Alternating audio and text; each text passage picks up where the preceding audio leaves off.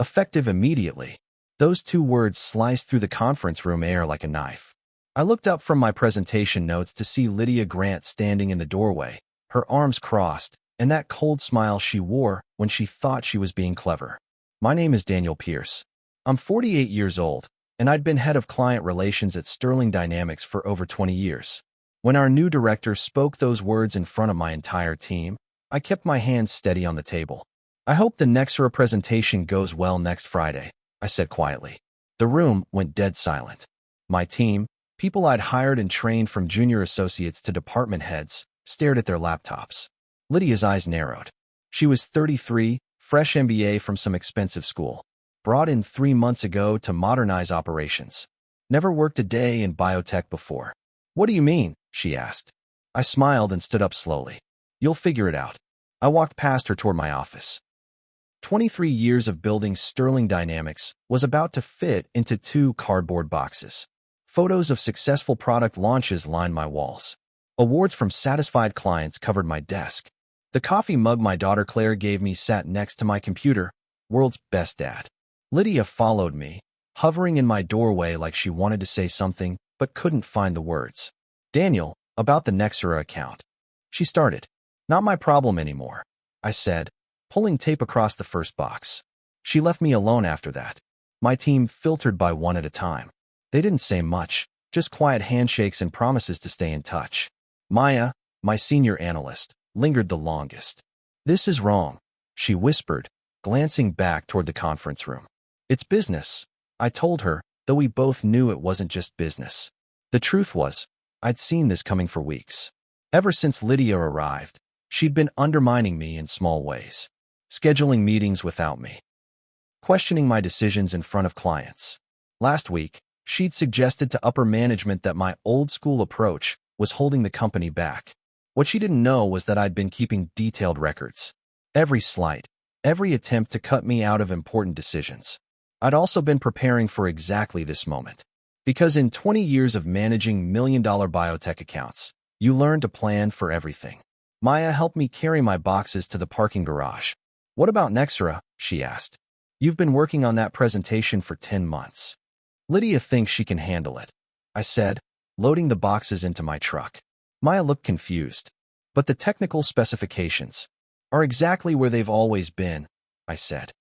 She'll figure it out. I drove home knowing that Lydia had just made the biggest mistake of her career. The Nexera Technologies contract was worth $40 million. It was also completely dependent on knowledge that existed nowhere except in my head. My wife Helen was waiting with coffee when I walked through the door. After 25 years of marriage, she could read my face like a technical manual. How bad? She asked. Could be worse, I said, setting my boxes on the kitchen counter. But sitting there looking at those cardboard boxes, I felt something I hadn't felt in years. Not anger, not sadness. Something sharper. Something that felt like an opportunity. Lydia had made a mistake. A big one. She wouldn't realize it until Friday morning when Nexera Systems called asking where their presentation was. The presentation that only I knew how to deliver. I'd started at Sterling straight out of college. Back then, it was a small biotech company with big dreams and bigger problems. The founder, Harold Sterling, took a chance on a kid with no experience but plenty of hunger. I spent my first 5 years learning everything. Lab procedures, regulatory compliance, client psychology. By 30, I was running the client relations department. By 35, I was the person companies called when they needed biotech solutions fast and done right.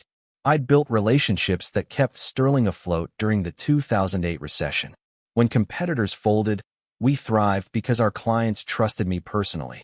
Helen understood the demands. The late-night calls from international clients. The weekend trips to secure new contracts. She raised Claire while I built something that mattered. Something that employed 127 people and generated millions in revenue every year. But everything started changing when Harold retired 2 years ago. Harold's son Victor took over as CEO and brought in consultants who spoke in buzzwords and saw employees as numbers on spreadsheets. Lydia was one of those consultants who somehow convinced Victor she could optimize our client engagement strategy. The warning signs were there from day one. She'd arrive at client meetings with no background knowledge, then interrupt me mid-presentation to suggest changes that made no sense. She reorganized my filing system without asking. Worst of all, she started scheduling calls with my biggest clients, claiming she needed to assess their satisfaction levels. 3 weeks ago, I'd walked into the office early and heard her on the phone with someone from corporate headquarters.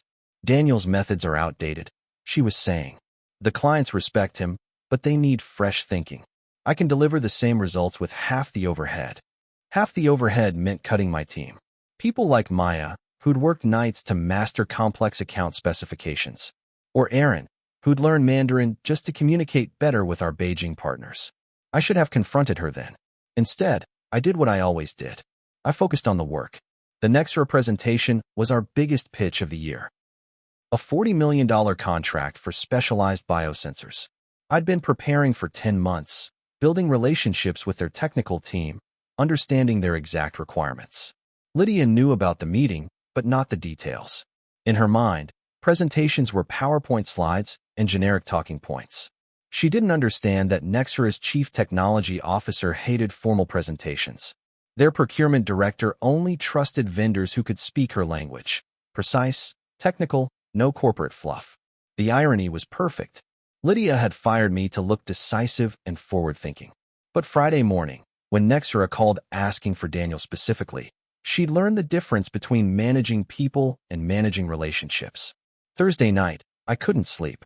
Not from worry, from anticipation. Helen found me in the kitchen at 2 a.m., sitting with a cup of coffee and my laptop.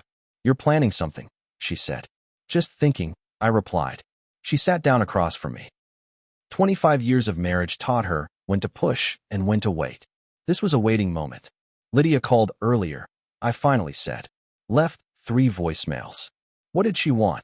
Details about the Nexera presentation. Helen smiled. She'd been there for every late night, every weekend I'd spent building those client relationships. She understood what I'd built better than anyone. What did you tell her? Nothing. I'm not her employee anymore. That was when it hit me. The full scope of what Lydia had done. She hadn't just fired me. She destroyed 20 years of institutional knowledge. Client preferences, technical specifications, relationship dynamics that took decades to develop. The Nexera account wasn't just about a presentation. It was about trust built through dozens of smaller interactions. Like remembering that their lead engineer preferred technical drawings over flowcharts. Or knowing that their CEO made decisions based on implementation timelines, not cost savings. Lydia thought she could wing it. Show up with a standard pitch deck and charm her way through $40 million in business. She had no idea what was coming. I opened my laptop and looked at my calendar. Nexera was scheduled for 10 a.m. Friday. By 11 a.m., Lydia would be sitting in Victor's office trying to explain why their biggest client of the year had walked out after 20 minutes. My phone buzzed. Text message from Maya. Lydia's been in your office all day looking for files. She seems panicked. I typed back. Files are on the server. She has access to everything. Which was true.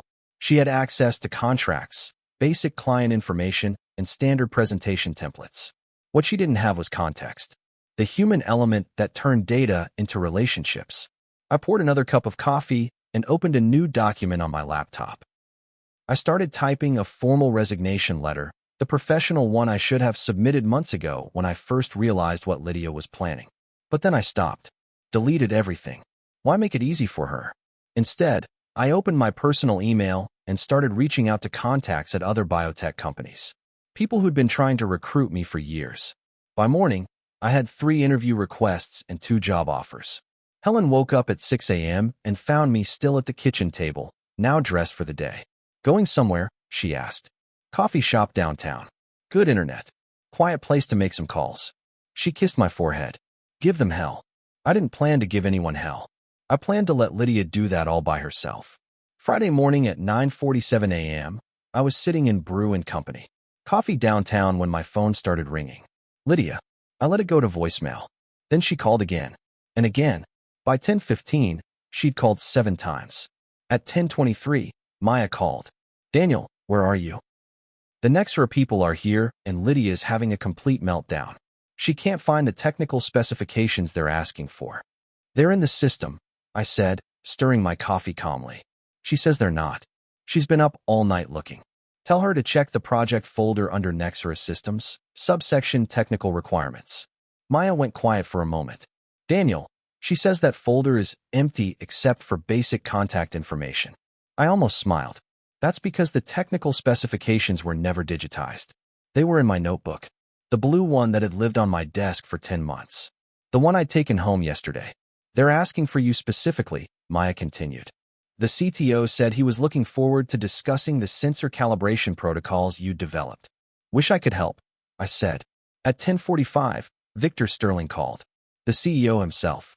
Daniel, I need you to come in. There's been a misunderstanding. No misunderstanding, I said. I was terminated yesterday. Effective immediately, I believe Lydia said. Look, we can work this out.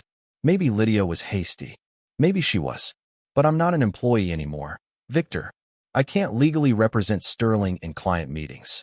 As a consultant then, name your rate. I'm not available. Which was true. I had a phone interview with Orion Biotech at 2 p.m. By 11:30, according to Maya's texts, the Nexera team had left. They'd given Lydia 20 minutes to produce the technical documentation they'd specifically requested. When she couldn't deliver, they politely excused themselves and said they'd reassess their options. Lydia called again at noon. This time I answered. Daniel, you have to help me. This is sabotage. These are consequences, I said calmly. I can report you for corporate sabotage. Withholding company information. What information? I removed personal belongings from my office. The notebooks were mine. I bought them with my own money. All official company files remain on the server. You know that's not how this works.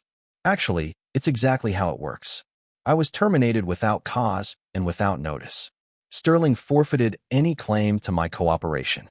She hung up. 10 minutes later, security called asking me to return my company notebooks. I told them to check my employment contract. Personal notebooks purchased with personal funds remained personal property. At 1:30, Helen called, laughing. Claire just texted me from college.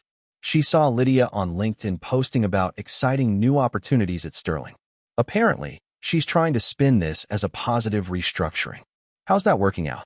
3 of your former clients have already posted asking where you went.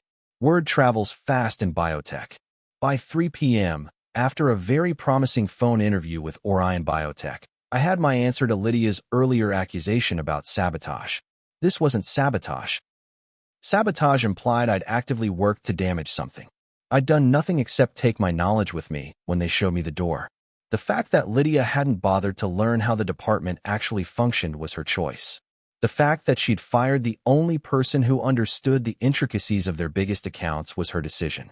I'd spent 20 years building something valuable. Lydia had spent 20 minutes destroying it. Now she was learning what that knowledge was actually worth. My phone buzzed with another text from Maya. Nexera called. They want to know if you're available for freelance consultation. Apparently, they're very unhappy with Sterling's lack of preparation. I typed back. Tell them I'm not available.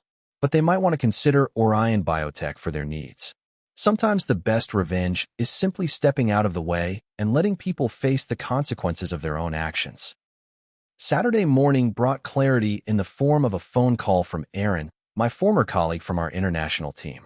Daniel, I need to tell you something I probably should have told you weeks ago. I poured coffee and sat down. I'm listening. Lydia's been calling our overseas clients. Not for relationship building. For information. She wanted to know about contract terms, renewal dates, pricing structures. Things she should have learned from internal files. The picture became clearer. What else? She asked me to send her copies of all my client correspondence. Said it was for a quality assurance review. When I told her that was already logged in our CRM system, she insisted she needed the originals. I felt something cold settle in my stomach. Did you send them? No. But Daniel, I think she was building a case against you. Trying to prove you were hiding information or mismanaging accounts. That explained her sudden interest in my methods. Her questions about my client relationships. Lydia hadn't been trying to learn from me.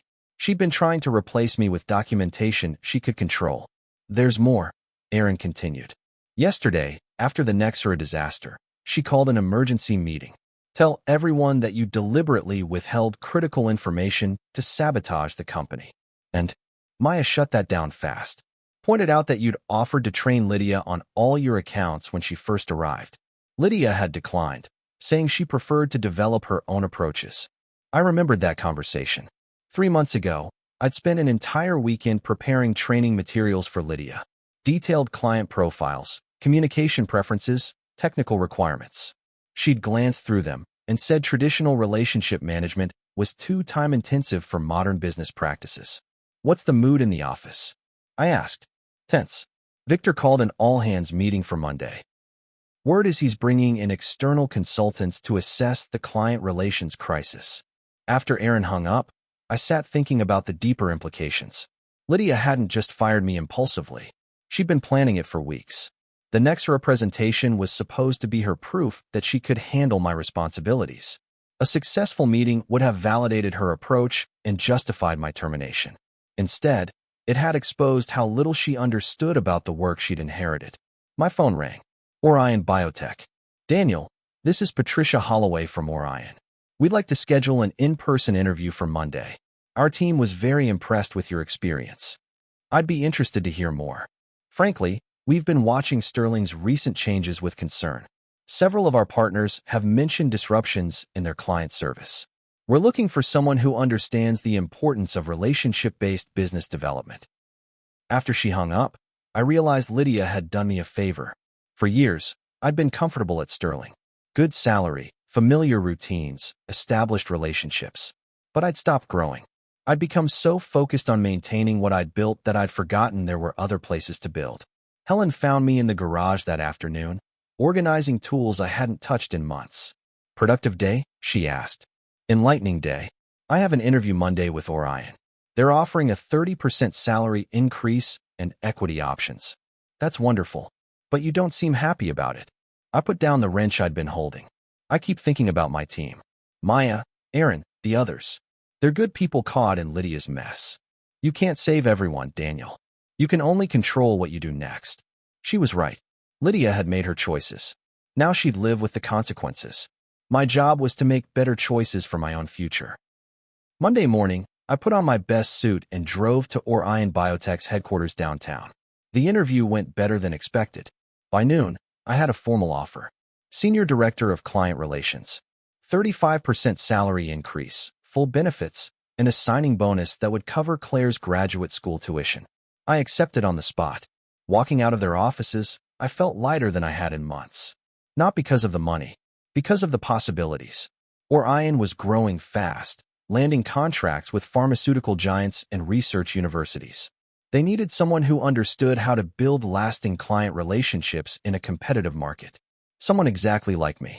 My phone buzzed with a text from Maya. "Sterling stock dropped 4% this morning. Word about Nexera is getting around." I wasn't surprised. In biotech, reputation traveled fast. Lose one major client through poor preparation, and others started questioning your reliability. Lydia's modernization was looking more like incompetence with each passing day. Tuesday, the Kansas Business Ledger published a brief article about Nexera Systems selecting Orion Biotech for their biosensor project. The $40 million contract I'd spent 10 months developing was now going to my new employer. Wednesday, Aaron called with an update. "Victor fired Lydia yesterday. Effective immediately. How's the team handling it?" "Relief, mostly. But there's talk about bringing in another outside consultant to assess department efficiency." I felt sympathy for my former colleagues. They'd survived Lydia's brief reign, but corporate restructuring was like a virus. Once it started, it was hard to stop. "Aaron, can I ask you something?" "Sure. Are you happy at Sterling?" Long pause. "Not really." "What?" "Orion is expanding. They're looking for international business development specialists. Someone with your experience and language skills would be valuable." "Are you serious?" "I start Monday. If you're interested, I can arrange an interview." Thursday, Patricia Holloway called with an interesting proposition. "Daniel, we've been thinking about expanding our pharmaceutical consulting division. We need someone to head it up. Someone with deep industry knowledge and established relationships. That's a significant expansion. We're prepared to make significant investments. The question is whether you know anyone who might be interested in building something from the ground up." I thought about Maya, about her expertise in regulatory compliance, and her frustrated ambition, about how Lydia had passed her over for promotion 3 times. I might know someone. Friday afternoon, I drove to Brew & Company. Coffee, the same place where I'd watched Lydia's world collapse a week earlier. This time, I was meeting Maya. Daniel, I can't believe what you're offering. Believe it. Orion wants to build a pharmaceutical consulting division. You'd be the founding director. Full autonomy, competitive salary, and the chance to build something significant. What about Aaron? Already accepted. He starts Monday as International Business Development Manager. Maya stared at her coffee for a long moment. Victor offered me your old position yesterday. Department Head for Client Relations. Are you taking it? I was planning to. Until now. Sterling will be fine, I said. They'll hire someone new, rebuild what they lost. But it'll take years. And Orion? Orion is moving forward with or without us. The question is whether we want to be part of building something new or fixing something broken. She smiled for the first time since I'd known her. When do I start? By the end of the week, Orion had hired 3 former Sterling employees. Not through poaching or recruitment. Through opportunity. We weren't running from something. We were running toward something better. Lydia had taught us all a valuable lesson about the difference between managing people and leading them. Now we had the chance to put that lesson to use. 3 months later, I was sitting in a conference room at Orion's expanded offices, reviewing quarterly results with Patricia Holloway and the executive team. The numbers were impressive. Pharmaceutical consulting division up 200%. International contracts increased by 180%. Client satisfaction scores at an all-time high. Daniel, your team has exceeded every projection we made, Patricia said. The Nexera implementation alone has generated 8 new contract inquiries. Maya, now Director of Pharmaceutical Consulting, smiled from across the table. The regulatory approval process went smoother than anyone expected. When clients see that kind of efficiency, word spreads fast. Aaron joined by video from Shanghai, where he was closing a deal with a major research hospital. The international expansion is ahead of schedule. We're looking at 4 new markets next quarter. That afternoon, I received an unexpected email. Victor Sterling wanted to meet for coffee. We met at Brew & Company. Coffee. It seemed appropriate. Victor looked older, more tired than I remembered. Daniel, I owe you an apology, he said. I made a mistake with Lydia. A big one. How's Sterling doing? Surviving. We lost 6 major clients after the Nexera situation. I had to lay off 23 people. The stock price still hasn't recovered. He stirred his coffee slowly. Lydia cost us more than clients. She cost us institutional knowledge. Relationships that took decades to build. You can rebuild. Maybe. But it won't be the same. He looked up. I heard about your success at Orion. The pharmaceutical division, the international expansion. That should have been Sterling's growth. I didn't say anything. There wasn't much to say. Would you consider coming back? I could offer you Lydia's position. VP of Operations. Full authority over client relations, business development, everything. I'm happy where I am, Victor. Double your current salary. It's not about money. He sat back in his chair. Then what is it about? Trust. When you hired Lydia, you chose to believe that relationships don't matter. That experience can be replaced with efficiency. That was your choice. I was wrong. Yes, you were. But the damage is done. Victor left without finishing his coffee. As I watched him walk away, I felt something I hadn't expected. Pity. He'd learned an expensive lesson about the value of experience and loyalty. 6 months after my termination, Orion Biotech announced a major acquisition. The pharmaceutical consulting assets of 3 smaller biotech firms, creating the largest independent consulting practice in the Midwest. I was named Senior Vice President of Strategic Development. The announcement made the front page of the Kansas Business Ledger. The article mentioned my previous role at Sterling, noting how my departure had preceded their recent struggles. Lydia, according to LinkedIn, had taken a position with a startup in Denver. Her profile emphasized her experience in organizational transformation and change management. There was no mention of Sterling or what that transformation had actually accomplished. The irony wasn't lost on me. In trying to prove that relationships don't matter, she destroyed the relationships that kept Sterling competitive. In trying to show that experience was replaceable, she'd eliminated the experience that made them valuable. Maya and Aaron thrived in their new roles. The team we'd built at Orion was everything Lydia claimed modern business should be. Efficient, results-driven, and profitable. The difference was that we built it on a foundation of mutual respect and shared knowledge, not corporate buzzwords and arbitrary restructuring. Last week, Claire called from graduate school with news that made everything worthwhile. Dad, my business professor used your story as a case study about the importance of institutional knowledge and relationship management. She called it the Sterling mistake. What did you tell her? That my dad always said the best revenge is living well. Helen was right, as usual. You can't save everyone. You can only control what you do next. 8 months later, Sterling's board of directors forced Victor to step down as CEO after a series of failed client acquisitions and mounting financial losses. Lydia's startup in Denver folded within 10 months, leaving her explaining the gap in her resume to increasingly skeptical employers. The organizational transformation she'd championed became a cautionary tale taught in business schools across the country. Meanwhile, Orion Biotech continued to grow. We'd captured not just the Nexra contract, but 5 other major deals that Sterling had been pursuing. Former Sterling clients followed the relationships they trusted, not the company name on the letterhead. Patricia Holloway pulled me aside after our latest board meeting. Daniel, the board wants to discuss succession planning. We're growing faster than we ever imagined, and we need leaders who can guide that growth. What are you thinking? Executive Vice President. Eventually, Chief Operating Officer. You'd oversee all client-facing operations across every division. It was more responsibility than I'd ever imagined having. More authority than Lydia had ever dreamed of wielding. I'll need to bring in more people, I said. Build out the leadership team. Hire whoever you need. You've proven you know how to identify talent. That evening, I called Maya and Aaron with the news. We spent an hour planning our next expansion. New markets, new services, new opportunities to build something lasting. Helen found me at the kitchen table afterward, looking at organizational charts and growth projections. Remember when you thought getting fired was the worst thing that could happen? She asked.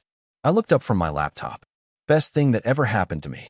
I just didn't know it at the time. Think Lydia knows what she did for you? I considered that for a moment. Somewhere in Denver, Lydia was probably still telling people that her failure at Sterling was due to sabotage by a disgruntled employee. Still blaming others for the consequences she'd created herself. No, I said finally. I don't think she'll ever understand what she did.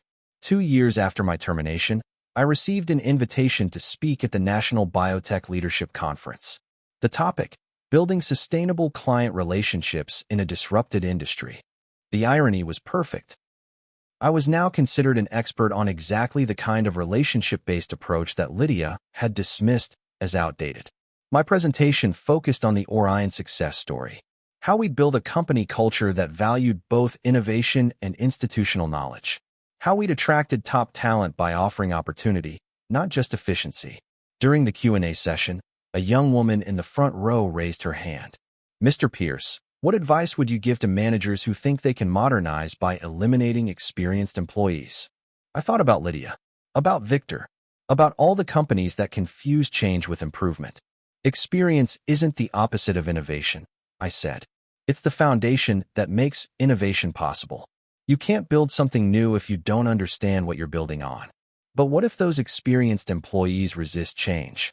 Then you haven't done your job as a leader. Good leaders don't eliminate resistance. They channel it into better solutions. After my presentation, dozens of people approached with business cards and collaboration ideas. Former Sterling clients who'd heard about our success. Competitors who wanted to understand our approach. But the conversation that mattered most was with a graduate student who reminded me of myself 25 years earlier. Mr. Pierce, I'm finishing my MBA and trying to decide between a startup and an established company. What would you recommend? I handed him my card. Come work for a company that's both. Orion is always looking for people who want to build something that lasts. 6 months later, he joined our team as a junior consultant. Eager, smart, and hungry to learn. Everything I'd been when Harold Sterling took a chance on me. The cycle continued, but with a difference. This time, I knew what I was building.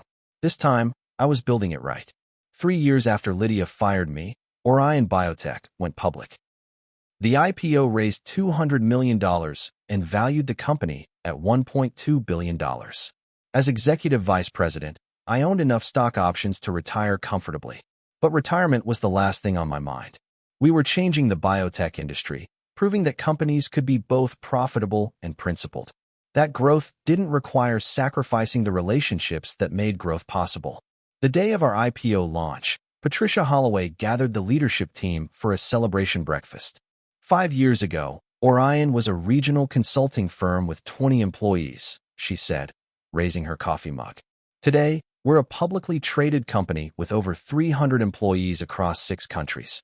That growth happened because we built it on the right foundation. She looked directly at me. Daniel, when you joined us, you brought more than expertise. You brought a philosophy that people matter, that relationship matters, that the way we treat each other determines everything else we accomplish. Maya, now Senior Vice President of Global Operations, stood up. To the sterling mistake, she said with a grin. The best thing that ever happened to us. Everyone laughed and raised their mugs. Even Aaron, joining us by video from our new Tokyo office, held up his coffee. To the sterling mistake, we all said together. Later that day, I received a LinkedIn message from someone I hadn't heard from in years. Kyle, my former mentee from the early days at Sterling. Daniel, I saw the Orion IPO announcement. Incredible success. I wanted you to know that your approach to mentoring young employees has influenced my entire career. I'm now heading up business development at a pharmaceutical company in Boston, and I use the principles you taught me every day. Messages like that kept coming. Former colleagues, clients, even competitors who'd learned from watching our success. But the message that meant the most came from Claire, now finishing her PhD in biochemistry. Dad, my research advisor told me something interesting today. She said the biotech industry has 2 kinds of companies, those that follow the Orion model and those that wish they did. You didn't just build a company. You changed how an entire industry thinks about leadership. That evening, Helen and I sat on our back deck, watching the sunset and reflecting on the journey from that terrible Tuesday when Lydia fired me to this incredible Wednesday when we celebrated going public. Do you ever wonder what would have happened if Lydia hadn't fired you? Helen asked. I considered the question seriously. I'd probably still be at Sterling. Comfortable, successful, but not growing. Not building anything new. So you're grateful? In a strange way, yes. She forced me to discover possibilities I never would have pursued otherwise. Think she knows what she did for you.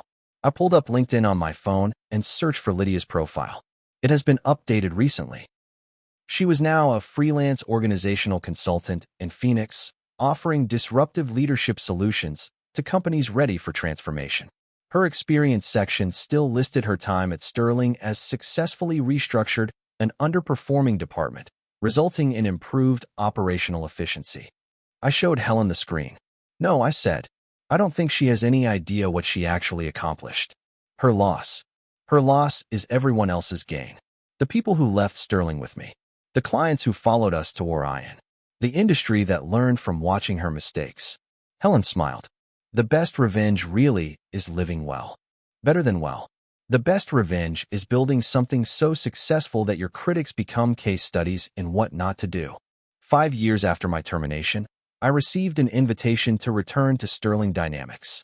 Not as an employee, but as a keynote speaker for their annual leadership conference. The theme was learning from our mistakes, building resilient organizations. I accepted the invitation. Walking into Sterling's headquarters for the first time in 5 years felt surreal. The lobby had been renovated, but I recognized faces throughout the building.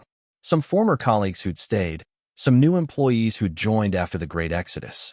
Victor Sterling, no longer CEO but still on the board, met me in the lobby. Daniel, thank you for coming. I know this might be awkward. Not awkward, I said. Educational. He led me to the same conference room where Lydia had fired me. The irony was intentional, I suspected. Before your presentation, Victor said, I wanted to apologize personally, not just for Lydia's decision, but for my decision to hire her. For not understanding what we were losing when we lost you. Apology accepted, I said. But you should know, losing me wasn't your biggest mistake. What was it? Not learning from it fast enough.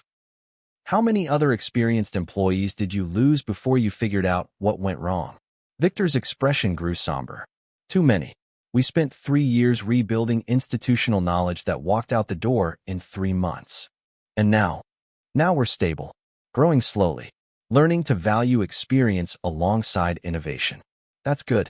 The industry needs strong competitors. My presentation that afternoon was well received.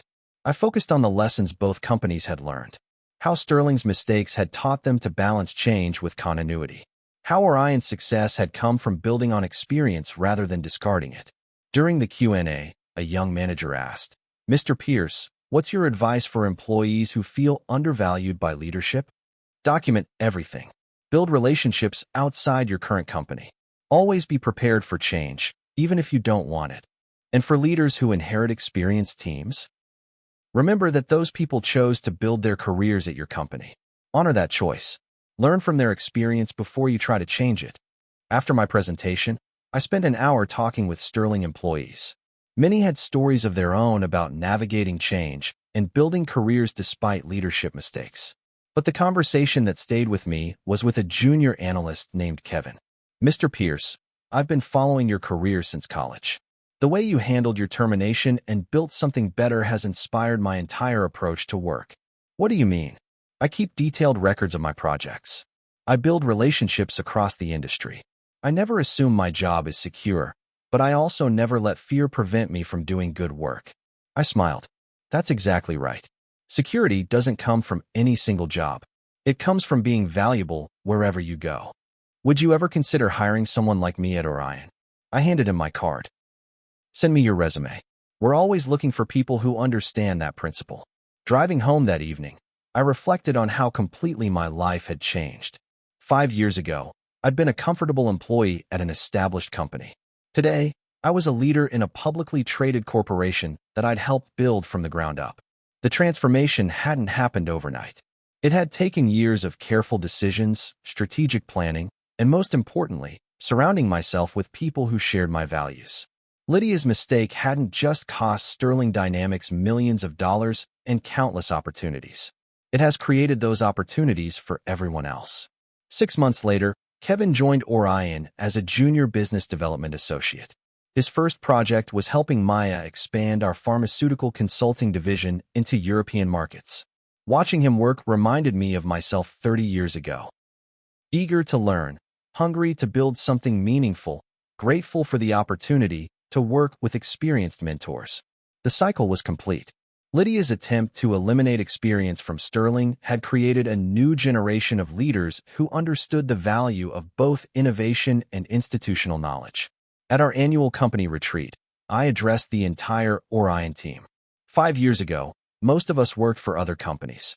We came together not because we were running from something, but because we were running towards something better. Today, we're not just a successful company. We're proof that success comes from valuing people, not just processes. The applause was genuine, but the moment that mattered most came afterward. Patricia Holloway pulled me aside. "Daniel, the board has asked me to discuss succession planning with you." "I'm not going anywhere, Patricia." "I know, but someday you might want to. When that day comes, you'll have built something that can continue without you. That's the mark of true leadership." She was right.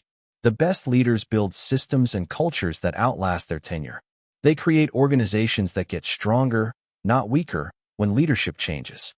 That night, I called Claire, who was now working as a research scientist at a pharmaceutical company in California. "Dad, I have news. My company wants to hire Orion for a major consulting project. I recommended you personally." "That's wonderful, but you know I'll expect the same quality work we deliver to any client." She laughed. "I wouldn't want it any other way. I learned from the best." "What did you learn?" "That relationships matter more than credentials. That experience is valuable, but only if you're willing to share it. And that the best revenge against people who undervalue you is building something they could never imagine." 7 years after my termination, I received a call that brought the story full circle. "Mr. Pierce, this is Jackson Kim from Sterling Dynamics. I'm the new CEO. Congratulations on your appointment." "Thank you. I'm calling because the board has authorized me to make you an offer. We'd like you to return to Sterling as Chief Operating Officer." I almost laughed. "That's flattering, but I'm happy where I am. We're prepared to offer twice your current compensation. Full equity package. Complete authority over all client-facing operations." "Jackson, can I ask you something?" "Of course. Why do you think I left Sterling in the first place?" "You were terminated by a previous manager who didn't understand your value. That's part of it. But the bigger issue was that Sterling's leadership chose efficiency over relationships. Process over people. Has that changed?" Long pause. "We've learned from our mistakes. I hope so. But I've built something at Orion that I believe in. Something that started with the right values from the beginning. What would it take to change your mind? Nothing. This isn't about money or title. It's about mission. Orion is changing how biotech companies operate. We're proving that you can be profitable and principled. That you can grow fast without sacrificing the relationships that make growth sustainable.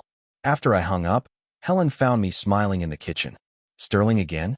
Their new CEO wants to hire me back. Are you interested? Not even a little. You know what the best part was? He called it being terminated by a previous manager who didn't understand my value. Even he won't say Lydia's name. She really has become a cautionary tale. The cautionary tale. Business schools teach courses about the Sterling mistake. Leadership consultants use her decisions as examples of what not to do. Speaking of which, Helen continued, Claire called while you were on the phone. Her professor wants to interview you for a book about institutional knowledge in modern corporations. What kind of book? Case studies of companies that succeeded or failed based on how they handled experienced employees. That interview led to a chapter titled, The Pierce Principle, Why Experience Multiplies Innovation. The book became required reading in MBA programs across the country. But the recognition that meant the most came from an unexpected source. Maya forwarded me an email from a Sterling Dynamics employee who'd attended my presentation years earlier. Dr. Pierce, you probably don't remember me, but I was at your leadership conference presentation. Your advice about documenting everything and building external relationships saved my career. When new management tried to push me out last year, I had 3 job offers within a week. I'm now heading business development at a competing firm, using principles I learned from watching your career. Thank you for showing us that setbacks can become comebacks. Stories like that arrived regularly. Former colleagues who'd built successful careers after leaving toxic situations. Young professionals who'd avoided career disasters by learning from the Sterling mistake. Even competitors who'd improved their retention strategies after watching what happened when companies undervalue experience. Lydia's decision to fire me had created ripple effects throughout the entire industry. 10 years after my termination, I was invited to deliver the keynote address at the National Business Leadership Summit. The theme was Learning from Failure, How Mistakes Become Opportunities. Standing at the podium, looking out at an audience of executives and entrepreneurs, I thought about the journey from that conference room at Sterling to this stage. 10 years ago, I was fired by a manager who believed that efficiency was more important than relationships. That innovation required eliminating experience. That change meant starting over from scratch. She was wrong about all of those things. But she was accidentally right about one thing. Change was necessary. Just not the kind of change she imagined. The change that was necessary was in how we think about value. Not just the value of experience, but the value of people who carry that experience. Not just the value of innovation, but the value of understanding what we're innovating from. Today, the company I help lead employs over 800 people across 12 countries. We're profitable, growing, and making a positive impact in our industry. That success exists because of a firing that seemed like a disaster at the time. Sometimes the best thing that can happen to your career is being forced to discover what you're really capable of building. The standing ovation lasted 3 minutes. But the moment that mattered most came afterward, when a young woman approached me at the reception. Mr. Pierce, I'm Lydia Grant. I stared at her, not sure I'd heard correctly. I know you have no reason to want to talk to me, but I wanted to apologize. And to thank you. Thank me. Your success has been a constant reminder of the mistake I made. Not just firing you, but the way I approach leadership. I've spent the last 10 years learning from that mistake. She handed me a business card. I now run leadership development programs for technology companies, teaching managers how to value experience while driving innovation, how to build on institutional knowledge instead of discarding it. I looked at the card. You're teaching the opposite of what you practiced at Sterling. Exactly, because you proved that I was wrong about everything. Your success became my education. And now I help other managers avoid making the same mistakes I made. Your story is the foundation of everything I teach about the value of experienced employees. We talked for 20 minutes.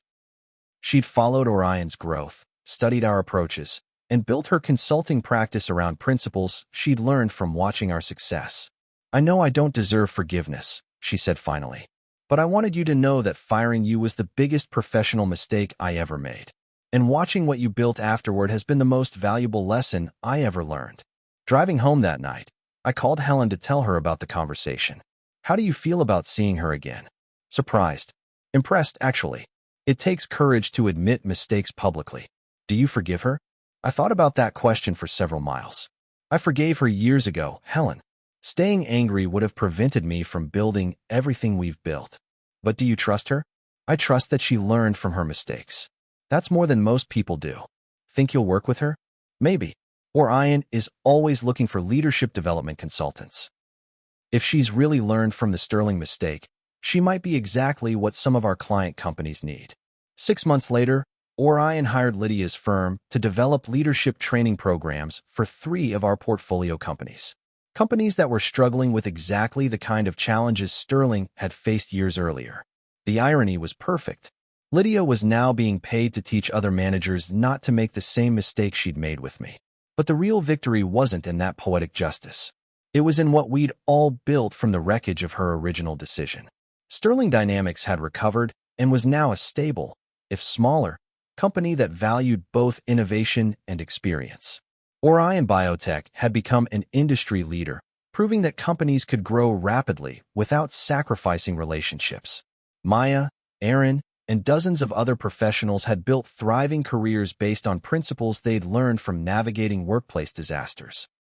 And Lydia herself had transformed her greatest professional failure into a successful consulting practice that helped others avoid similar mistakes. 10 years after she'd fired me to prove she was smarter, everyone involved had become smarter. The difference was that some of us had become wealthier, more successful, and more respected in the process. Sometimes the best revenge isn't revenge at all. Sometimes it's building something so successful that your critics become your students, your setbacks become your advantages, and your failures become other people's cautionary tales. The morning after our 10th anniversary celebration at Orion, I sat in my office looking at a framed photo of our original team. 5 people who'd left comfortable jobs to build something better. Today, we were a publicly traded company with operations on 4 continents and a reputation as one of the most innovative firms in biotechnology. But we'd never forgotten the lesson that brought us together. The most expensive mistake any company can make is undervaluing the people who make it valuable. That lesson, learned in a conference room at Sterling Dynamics on a Tuesday morning 10 years ago, had become the foundation of everything we'd accomplished since. Lydia Grant had fired me to prove she was smarter. Instead, she'd proven something far more valuable. That sometimes the worst thing that happens to you becomes the best thing that ever happened to everyone else.